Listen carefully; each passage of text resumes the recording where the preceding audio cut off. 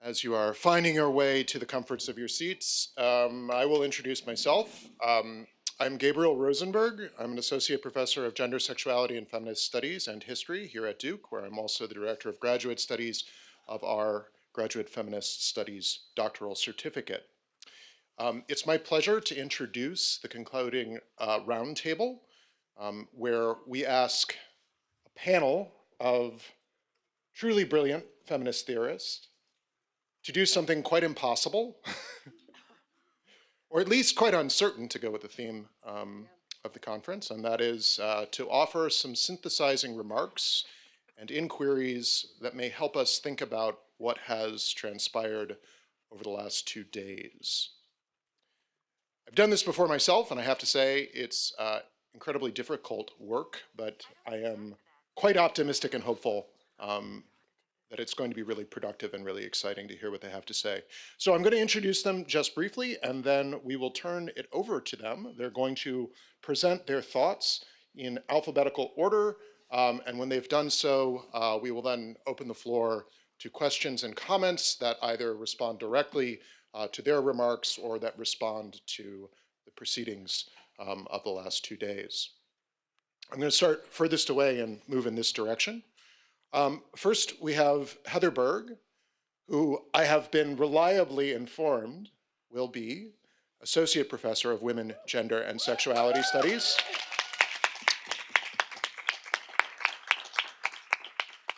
at Washington University in St. Louis, where she's also the co-director of graduate studies. Her recent book, published by the University of North Carolina Press in 2021, is Porn Work, Sex, Labor, and Late Capitalism. Next, Rana Jaleel is an associate professor of gender, sexuality, and women's studies and Asian American studies at the University of California at Davis. Her book, The Work of Rape, was published by Duke University Press in 2021. Emily Owens is associate professor of history at Brown University and the author of Consent in the Presence of Force, Sexual Violence in Black Women's Survival in Antebellum New Orleans, also from UNC Press in 2023. And last, but certainly not least, is Robyn Wiegman, our own professor in... I'm the old lady. No. Yeah. Professor. Professor of Literature and Gender, Sexuality, and Feminist Studies, as well as the former Margaret Taylor Smith Director of Women's Studies at Duke University, and of course, I believe, the creator of this fantastic event. She is the author of 2 monographs, Object Lessons in 2012, as well as American Anatomies, as well as, I believe, 5 edited volumes, which I'm not going to name here, but I am very excited to hear what all of our panelists have to say, so if you will give them a quick round of applause before...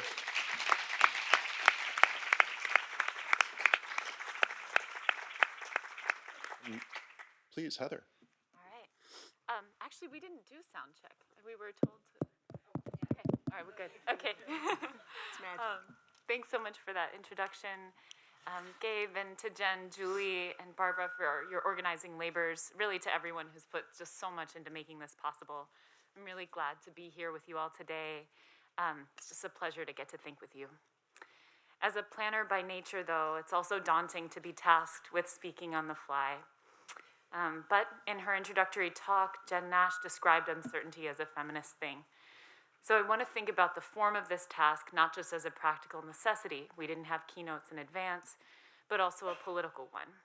I'm thinking about what it means to practice intellectual vulnerability right now, amid what Nash called the multiple and overlapping catastrophes of the present. Any quotes are paraphrases, because I was typing quickly. But the necessity for planning for the future now feels just as urgent as the knowledge that anyone who says they know exactly what comes next is probably not to be trusted. But this weekend's talks call for a stubborn, principled uncertainty, not a waffling one, not waffling on the question of whether another world is possible. They've got me feeling a deep sense of loss, but also a real sense that it doesn't have to be this way. That's the heartbreak Kevin Quashie so powerfully offered us. These talks have me, quote, trying to keep up with my desire for more, to quote Lola Olufemi's Experiments in Imagining Otherwise. She writes, "Even when I think I'm not writing about potentiality, I am. That could be the key to our method." That's been on my mind as I've been absorbing these talks. It's the method through which I'm going to try to reflect on them. Grace Hong gets at the relationship of critique to future dreaming through the language of haunting. I loved the piece that you shared with us in advance and its echoes in your talk. Tuck and Ree have me thinking about haunting is as much about the future as the present, as much about what cannot be allowed to continue as what it is about what happened before. There was a great question about this at the close of the talk, and I didn't catch the asker's name. It was about haunting towards the future. Tuck and Ree speak to that relationship in the key of revenge. In my own writing on sex worker community defense, I've been thinking a lot about how tender desires for better futures link up with glittering rage at the present state of things, and sometimes, yes, desires to exact revenge against those who brought them into being. The whore must believe in revenge, writes Cassandra Troyan. And so I felt a lot of kinship when Tuck and Ree write for those of us who've been, quote, guided, good-girled away from considering revenge as a strategy for justice. Taking revenge can be a way of taking care, but should I, say as much out loud? Hong meditates on relation beyond recognition. If disappearance is survival, looking after might mean refusing to look for. And I'm thinking about what this means for how we should talk about future planning when our best tools for getting out are sometimes the very ones we shouldn't put to paper in a room of 400 on YouTube. We'll have to be both precise and strategically murky. What does coalition building toward the future look like under these necessary conditions? How to find each other while we remain hidden. I've been writing these comments as we go, and that great question about questions came toward the end. So forgive the compounding questions, please. I don't mean them as the dodge that Kevin Quashie warned against. I'm absorbing the corrective, but I didn't have time to edit. So, more questions. How to talk about suffering, killability, always in the key of threats of upheaval. How to make those threats credible without giving our methods away. How to help readers, listeners, look after those methods rather than look for them. If that requires naming suffering in avowedly haunting ways, Jasbir Puar brings us right here with the genocide in Palestine. Here, too, we confront the risk that stories and images of suffering only reinscribe the right to maim, the right to kill. I'm thinking about what all this tells us about the tools best suited to struggle now. What tactics are available to those whose suffering seems only to authorize colonial state power, and those whose primary relationship to racial capitalism isn't as labor, but as remaindered life? What kind of survival constitutes resistance for those whose will to live gets weaponized against them? Land back is not a metaphor, but a promise. This genocide will stop, we will make it stop, Puar told us. And I'm thinking about another tipping point, where commitments to feminist uncertainty need to give way to being very, very certain of some things. So we chart a plan from getting from here to somewhere else in injury's wake, with harm that will persist long after we win. Julie Livingston's talk brings us right here, with its attention to how climate crisis, quote, gets under the skin. What does life beyond ecocidal racial capitalism look like for those ones harmed in its maintenance? We know that what Livingston calls, quote, the toxic embrace that touches everyone at the molecular level will linger. What future planning might account for this? I find one set of provisional answers in Emmy O'Brien and Aman Abdelhadi's speculative oral history of the New York Commune, where communards in the not-too-distant future build a new world amidst the rubble of the old one. So much of the work of the commune is about community care in harm's wake. There will be another world, there has to be, and there will still be a lot of caring to do around everything that got stolen along the way. Coming at this in sober spirit gives the threat of revolt its teeth. To acknowledge lingering toxicity in imagined other worlds is to signal that we're not fooling around. This isn't a thought experiment. Whose interests are served by futility as the collective mood, Livingston asks. And the indeterminacy she advocates is an existential threat to futility. John Holloway writes that, quote, "Our hope is their terror," and I'm appreciating how Livingston's educated hope issues a threat in this spirit. Kevin Quashie, with Lucille Clifton, gets us to a similar place with these lines. When she, the past, is strong enough to travel on her own, beware, she will.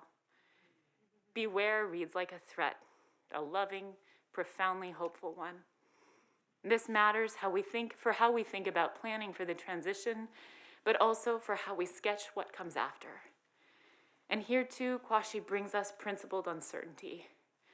That's most vibrant in Clifton's "How Can We Know?", where how signals doubt, but also intent, a promise. Here's another instance of the failure and persistence that keep emerging in these talks. How can we persist? Feeling is how a body thinks, Quashie tells us, and I'm thinking about how this helps us reframe pain, trauma, even the suicidality in Livingston's talk, as evidence of struggle rather than acquiescence. That's because we're sitting here in what Quashie calls a certainly uncertain place. Here is the place where, quote, "everyday happenings unfold such that this world and another world get sutured together." I'm going to close by circling back to the ceremony as the only resolution that came towards the close of Hong's talk. I'm wondering if there's a tipping point when the haunting might become so cacophonous that something like resolution can come. Not for the racial capitalist state, but for those it has tried and sometimes failed to kill. What if the ceiling tiles cave in? Can we imagine another kind of resolution then? Thanks again, all of you, for pushing us to keep up with our desires for more. Thank you.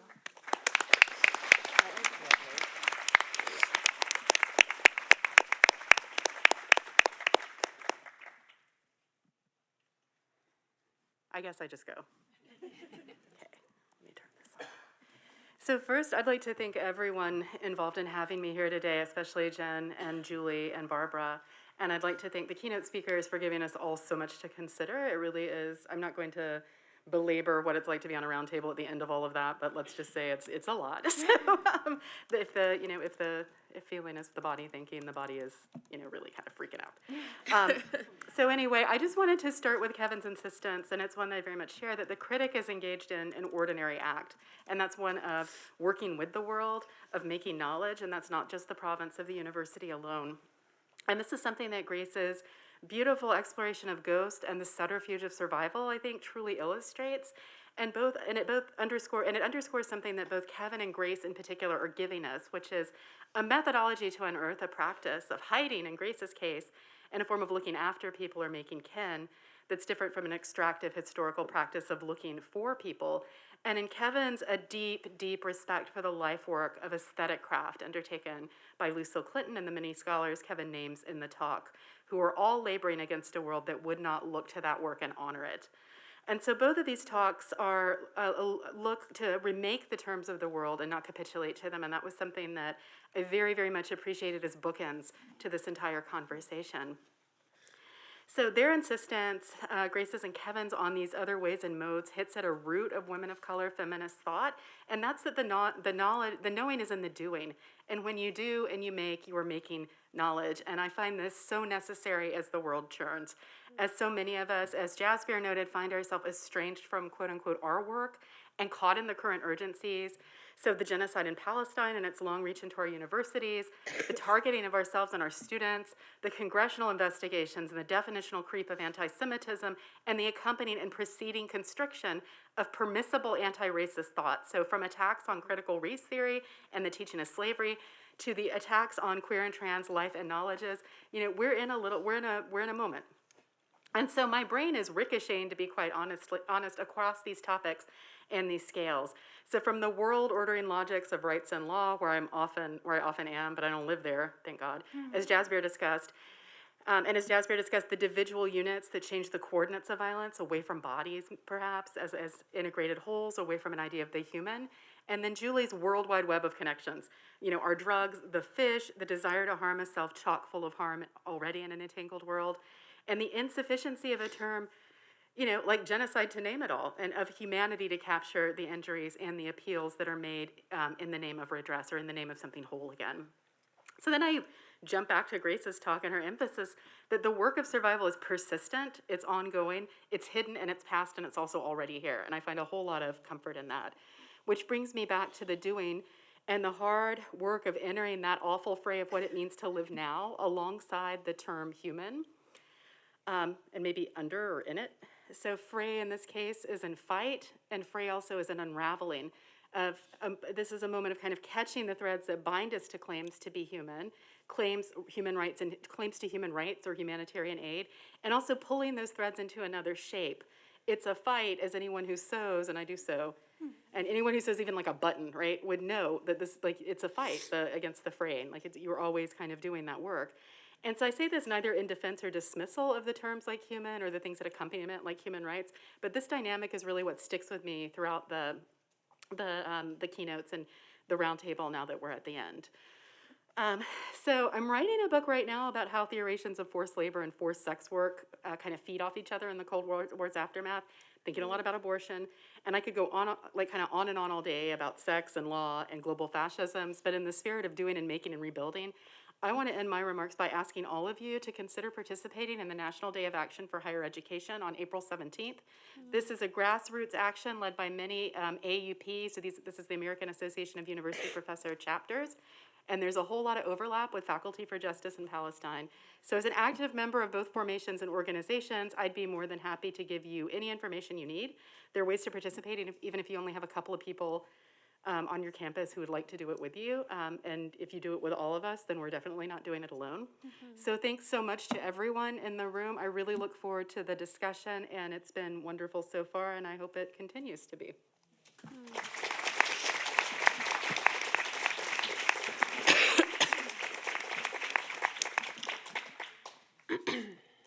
Thank you both, Heather and Rana, for those really provocative moments of bringing us together. I want to begin by thanking Jen, my sister and friend in this work and life, and I want to thank you, Jen, for bringing us all together this weekend, and also to the faculty and staff of GNSS for getting us here.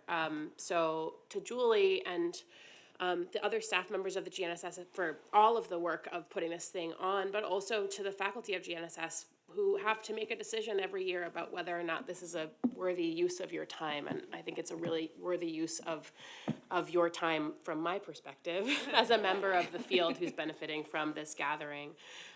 So thank you for putting other things to the side so that this could be at the center. I think it really does matter, as Julie said earlier, for us to be in a room together sometimes. So thank you. I want to thank Grace and Jespier and Julie and Kevin for provoking and pushing my thinking in such different ways over the last 2 days. And also, I'm nervous about thinking on the fly. This is definitely not the easiest thing I've done lately.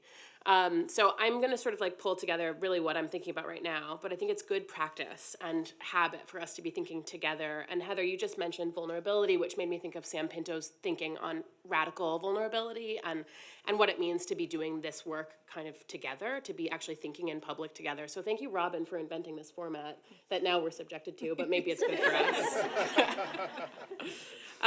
Okay, so thinking on the fly, it's not really my habit or my preference. So, working things out while you're saying them, not knowing if what I'm saying and what I'm meaning are quite as tightly tied together as I would prefer them to be. My thinking today, and really over the last couple of days, has been really informed by the reading I was doing on the plane to Durham, which is my wonderful colleague Tricia Rose's new book, Meta-Racism, in which she uses systems thinking to understand how racism works. And so it's just an idiosyncratic coincidence that I happened to have that book in my backpack when I was sitting on a delayed runway. But that's what I've been thinking about, and it's actually really helped me to think through what has been happening in this space under the kind of rubric that Jen offered around kind of multiplicity and plurality in feminisms. And so if Rose is thinking about systems as a way to understand a kind of totalizing world of systemic racisms and how they work, I also think that the systems thinking that she brought to that project has been really instructive for me in trying to piece together what the last couple of days of conversation have sounded like. So Rose explains that a system describes a set of interlocking forms whose dynamic interactions produce a set of effects. Those interactions can be, with study, predicted, but they aren't necessarily intended, and they aren't always predictable, and they can change. So I was thinking about this in relation to that question earlier, Julie. Yeah, it's a really good book. So they can change. And the main thing here, with respect to my thinking about our conversations and about these talks, is that there is motion and there are multiple and uneven points of interaction between these different kind of nodes. But the system's effects are the result of those dynamic points of interaction. And so we can begin to describe those effects, and Rose calls those meta effects. So I'm summarizing Rose after like a first quick read, so I hope I'm getting it right. She can tell us sometime. Anyway, so as I'm listening, I've been listening for where those moments of interaction are in the conversations and in the talks, and what their sort of effects, what the effects of the interactions are. And are there effects that become possible because, and perhaps only because, of the interaction? So I'm imagining a matrix or maybe a prism or a kinetic sort of sculpture of feminist theorizing that takes place in this space. So what are the meta effects of feminist theorizing, or what are the meta effects of feminist theorizing now? Might we be able to imagine a sort of meta-feminism as expressed in this weekend? So I've been struck by the ways our speakers have asked questions which are aimed at pointing toward multiple ways of knowing and illuminating ways of knowing that we aren't so familiar with. And by we, I mean that feminist theory isn't yet sort of frequently, collectively, canonically knowing.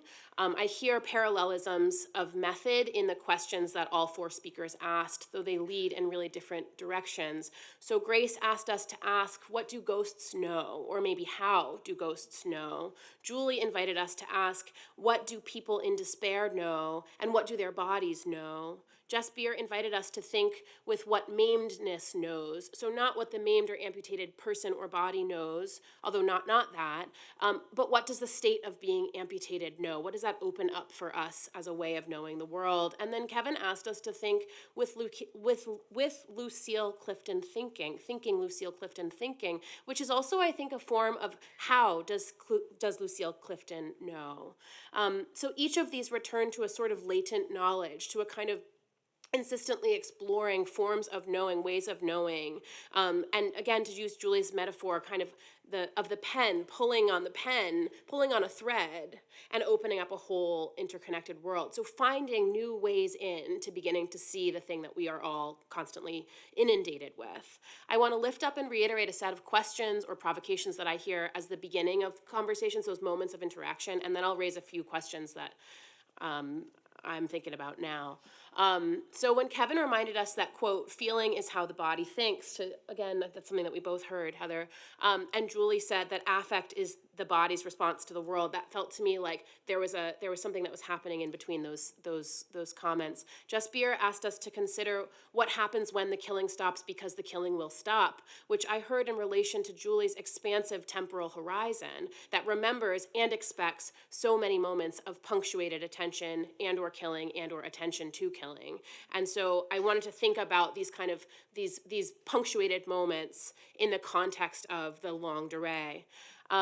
I heard Grace's curiosity about ways of looking for habits and practices in the archive rather than people or fragments of people or sort of plots in archives, as in relation to Julie's call toward enactment. There's sort of motion in the idea, and I heard Grace's movement toward looking after as so foundationally resonant with the kind of study, prayer, care, and leaning in of Kevin's reading practice, of Jess Beer's steady attention, of Julie's ability to hold structural critique alongside how very painful it is to suffer in the body and in the psyche. So I've been thinking about all of this in context of Jen's invitation at the very beginning to sit with a core tension of how we work now, which is that the left critique of the academy and the siloed sort of gatekeepy forms of expertise that we want to critique sit in the context of a kind of existential threat to the left academic thinking from the right that targets attempts.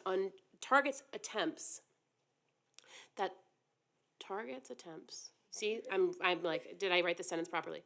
That okay, existential threat to left academic thinking that emerges from the right and that targets our credibility through a false claim of democratizing expertise, which is really a disavowal of empiricism, which of course we disavow. And yet, is there a way to embrace our practice of describing the world without sort of embracing the Enlightenment BS that comes with that?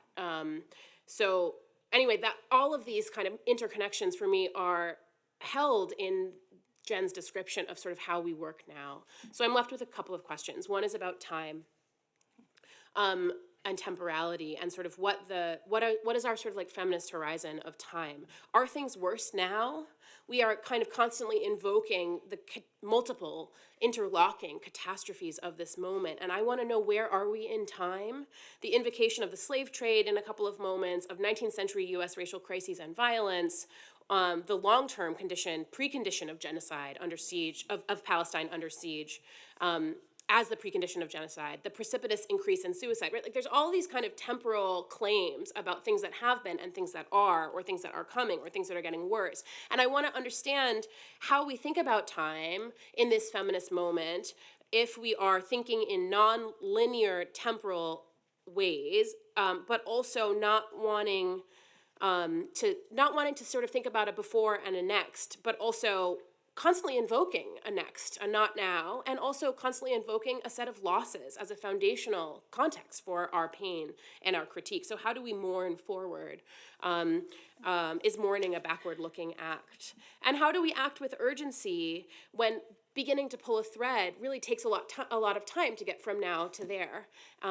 Imagining a horizon while also surviving the present, which I'll come back to at the very end. Habits. I've been thinking about what our habits and rituals are in feminist theorizing, including, and our ceremonies, including in the context of this particular intellectual gathering. What is happening here? How do we speak to one another? I want to highlight and lift up a way of speaking that I heard as a kind of cataloging in Jen and Julie and Jaspier's talk, so sort of like the 3 J's. A kind of a cataloging, a witnessing, mirroring, naming, climate, gun violence, debt, panic, police violence, war, hunger, detention, censorship, and on. A kind of anti-sentimental mode of naming that invites us to stay with grief and to metabolize it slowly, that asserts that naming the reality, to hold the kind of reality-based generation, as Robyn Bernstein tells us, Alison Bechdel told us, does not have to create paralysis, but also doesn't require uncomplicated or sentimental turns toward hope. I think that's a feminist way of speaking, a feminist rhetorical practice that is being enacted in this space toward different ends, but in a way that feels like quite aligning, actually, as part of our inheritance, maybe, as feminists. A way of speaking that does something to and for us as receivers, or in Kevin's invocation of spillers on the sermon, perhaps we are also readers as we sit in the audience. How we speak to one another from up here, from the lectern, I think should be related as we think about what this gesture, what this ritual is, to the small gestures of care, of connection, recognition, fangirling, respect, admiration, hierarchy, regard, friendship, long-term friendship, reconnection that happen in the many, many offstage sort of interactions that are just as important, I think. So what has happened here is a question that's on my mind. What are our feminist rituals and ceremonies? And then finally, I've been really chewing on, in between last night's talks and this morning's talks, what are we willing to risk?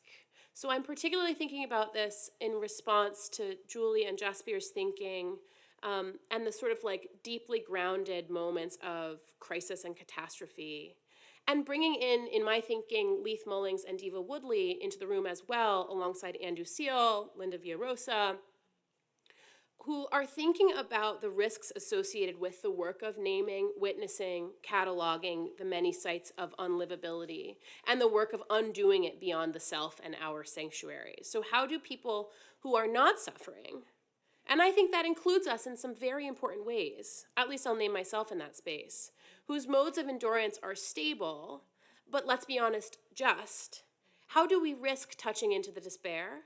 And can we do that without being consumed by it?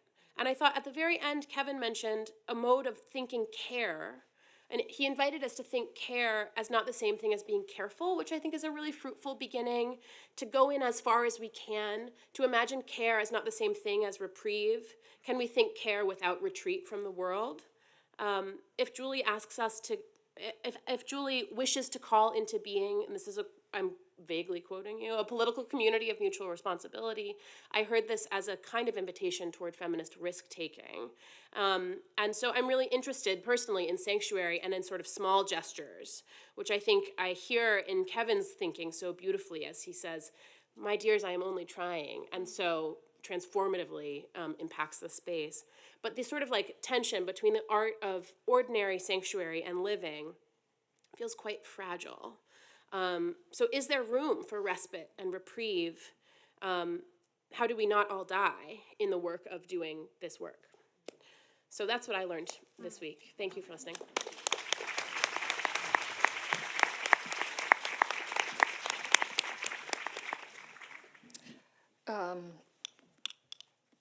I think of the time we're in as the mean time, and the mean time being both old time and new time. There is something, this is not my comments, it's just listening to these fabulous comments, but you know, that it's really remarkable in the conversations that we've been having about how we're trying to register a huge transformation of the present. And we're trying to grasp the present, even as we already have experience with how difficult it is to grasp the past, which we have more tools for, right? So I'll say more about that in a minute, I think, maybe. Anyway, when we first started the workshop, we debated over whether to have themes every year, so that we would establish a theme and then invite people who could speak to it, and then decided not to, and so that the themes would be something that would be knitted together in the process, that it would be the practice of being together. And I had already written down the phrase thinking in public.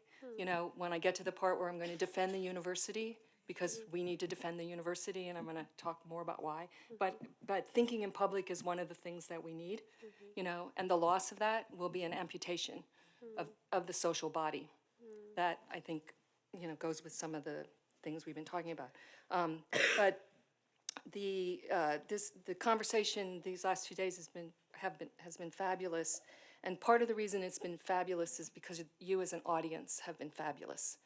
And so I want to thank the audience, and I want you to thank each other, because you came here open to what the conversation would be. You have allowed people to share their objects of study, you know, and not to want them to have your objects of study, which has sometimes happened here. You know, academics have a tendency to do that. So I really want to thank, the audience, and I really mean that we should thank the audience.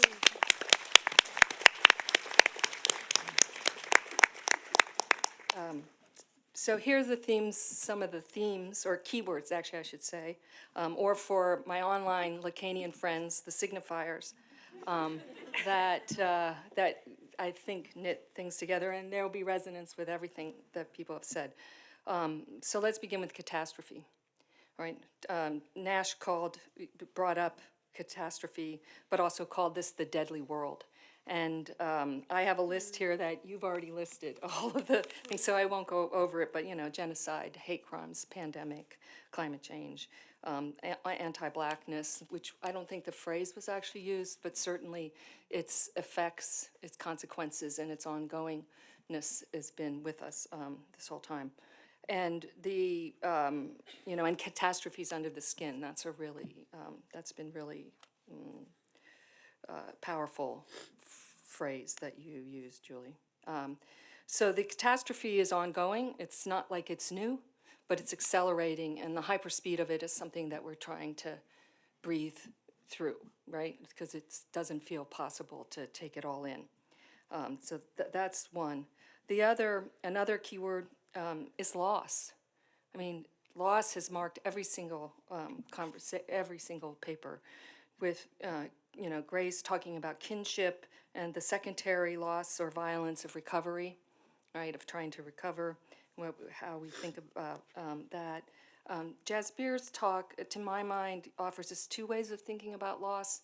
one is obviously about debility and Gaza and genocide and what it means to be in, in complicity with it, right? The blood on our hands.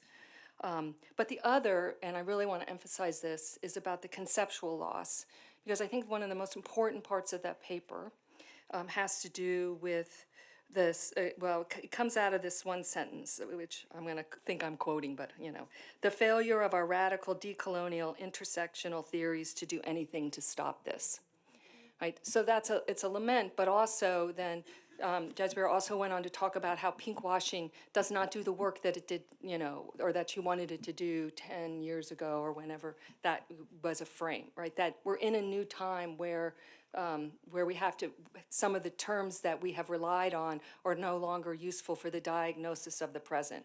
They're not answering the urgency of the emergency that we're living in. And that's not our fault.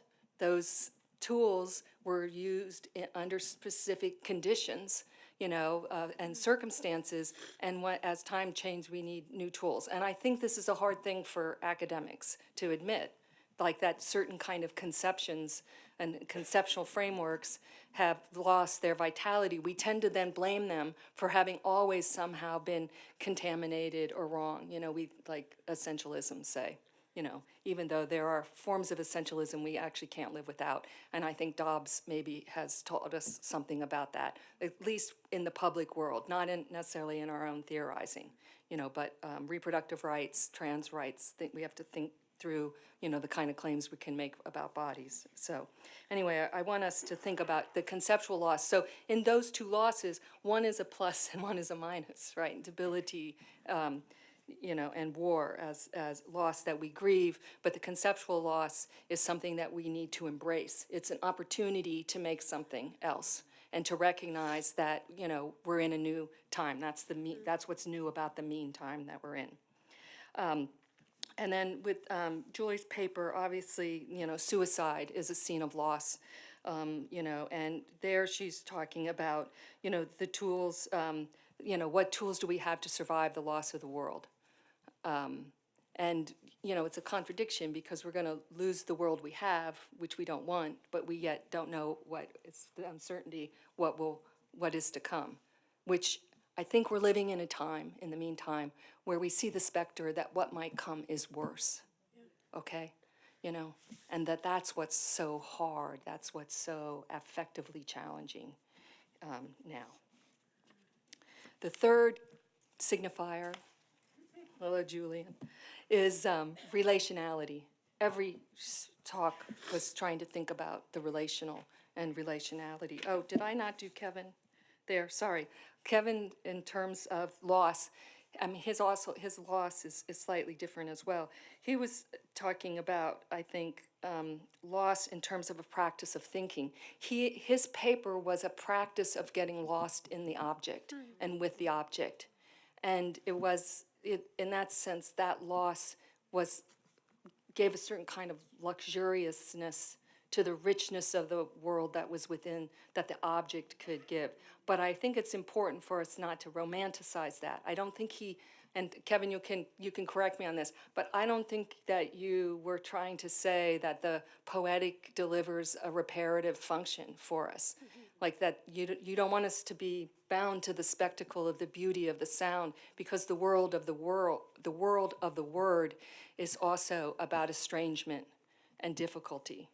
So there's more to say about that. But so then the third one is relationality. Didn't I just sound like him? There's more to say about that. I have a slide with the other things that are here. Yeah, what? A poem. Oh, I have a poem, yes. I did used to write poetry. Anyway, relationality would be the third. Grace's piece was so much about relationality, and even relationality in relationship to an extraction. And there's a quote in your talk where you talk about relationality as the opposite or as the counter to extraction. Jasbir is talking about relationality in terms of the toxic murderousness of relationality, and of the disavowed relations that we live in a global war machine, right? And also, the sadism of settler subjectivity. I kind of love that part of it, to like think of it as sadism, because I also think that what we're living with in the meantime, with the rising authoritarianism, is the libidinal pleasure, of impunity, right? Of the public display of cruelty, and of the, that kind of desire to be enacted.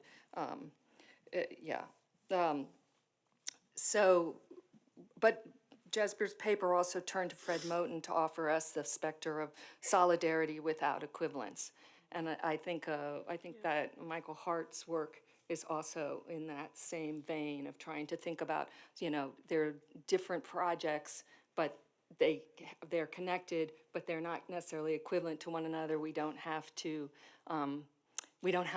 cook them all in the same pot, so to speak, right? In order to figure out ways of surviving.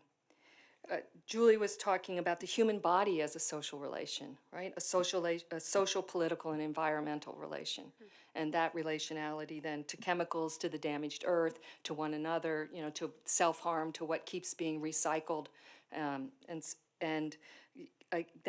With Kevin, his relationality is to the object of study and to the word, to the problem and the possibility and the opportunity, or whatever we want to say about language, and the extent to which language uses us as opposed to the other way around. And also relationality to criticism. I thought it was very powerful, his comments about fidelity to doubt and the work of the critic and what we should do.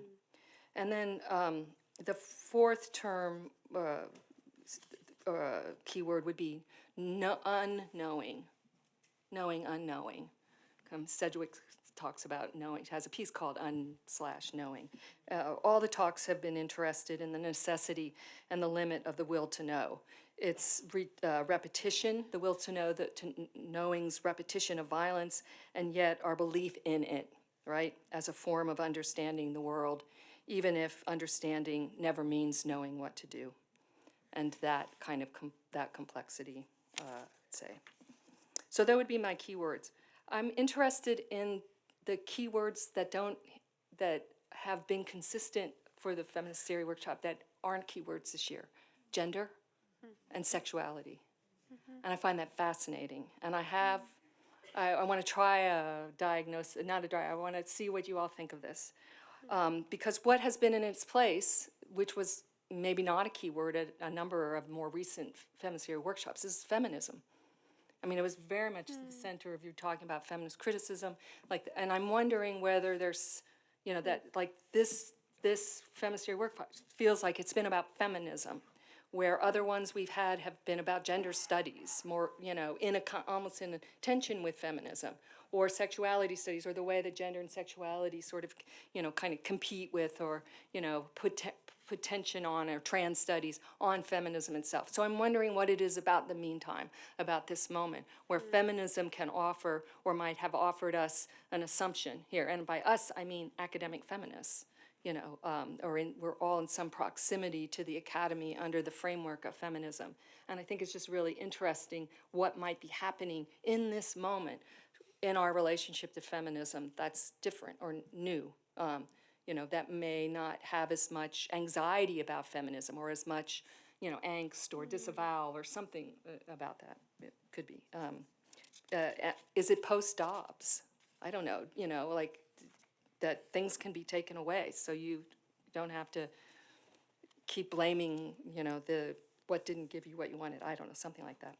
And then I wanted to say a couple words, I'm going to end pretty soon, about liberalism, because that word has been here. It's not missing, but I'm wondering, and this just goes back to my question yesterday to Jesper, whether, liberalism might no longer be an enemy worth having. That the time that we're in, what we're facing about the rise of authoritarianism, global authoritarianism, and, is that there's already so much of liberalism's dismantling that our continued sense of it as as the problem, which has been, for my whole career, liberalism has been what we have critiqued in various forms. But I'm not asking this, or I'm not raising it to be nostalgic about liberalism, okay? I'm not saying, oh gosh, let's have more of it, now that we're losing it. I'm more interested in what the critique of liberalism turns our attention toward, and about what the deadly present, and what it is about the deadly present we may not be able to see when liberalism is the enemy we think we're fighting, okay? And I want to just raise that as a big kind of, question. Because partly I ask that because we've thought in the critique of liberalism that we need to unmask it. We need to show what it disavowed. We thought that by critiquing it, we could expose it, right, because of the ways in which it operated. But I think that the time we live in is one where, power operates through impunity. Its cruelty is overt. It's expansive. If Trump gets in, the camps are going to be the spectacle, right? I mean, Gaza is a spectacle of visual destruction. It's celebratory in the impunity that it expresses. And so that means that there's no more hegemony. Hegemony is a concept that is a liberal one. No consent has to be solicited. Power operates with impunity under this authoritarian, emergent global fascist regime. And so I think, not to bring everybody down, I see a few, who, like, oh God, we thought we were going to end on a high note. Anyway, However, maybe we will. So the last keyword I would offer is here. I would draw from Kevin and from what you've said. Here in this room, here in the university, here in this practice of thinking in public. Jen said at the beginning, our institutionalization is what generates the ire from the right. And I think we need to really think about that. The reason they're coming after us is because we're here, because we have institutionalized. And I don't know if it was last year, a couple years ago, somebody on the Roundtable said they didn't care if the university existed at all. And I'm sort of appalled by that, because I wonder what it means to lose everything that, the possibility of a kind of, mass thinking in public. I don't know what other spaces it would be. What the alt-right has in mind is that the school will return to being completely an arm of the church. And I don't think that that's a space where thinking in public is going to happen in the way that we need. So I'm wondering if we can still critique the university, but not be in this relation to it where we think we have to pretend we're not of it, where we don't claim the power that we might have in it, and that we don't know how to use it, and that, or so that we don't think about using it. All right, so the final thing I would say then is that I wonder if we can work toward the world we want and give up the innocence that we need to give up in order to get there. And by innocence, I mean the idea that we are not out to extinguish the world as it is, right? And we're agents of extinguishment if we get our way. And that's not an innocent position. And I do think that we have to really think about the need that we have to think that what we want can be gotten through and still preserve the innocence that we can claim in marginality, in having no power, et cetera. So it's a question about, the disavowal of power. And that's the disavowal of the university. That's some of the language of privilege kind of tricks us into this too. Like to note who has, but that's a whole nother conversation. That's a file. Anyway, I know that that's maybe not where we want to end, because it may not be the greatest feeling, but I think we have to give up our sense of needing to be innocent in terms of the struggle that we're facing. Thank you.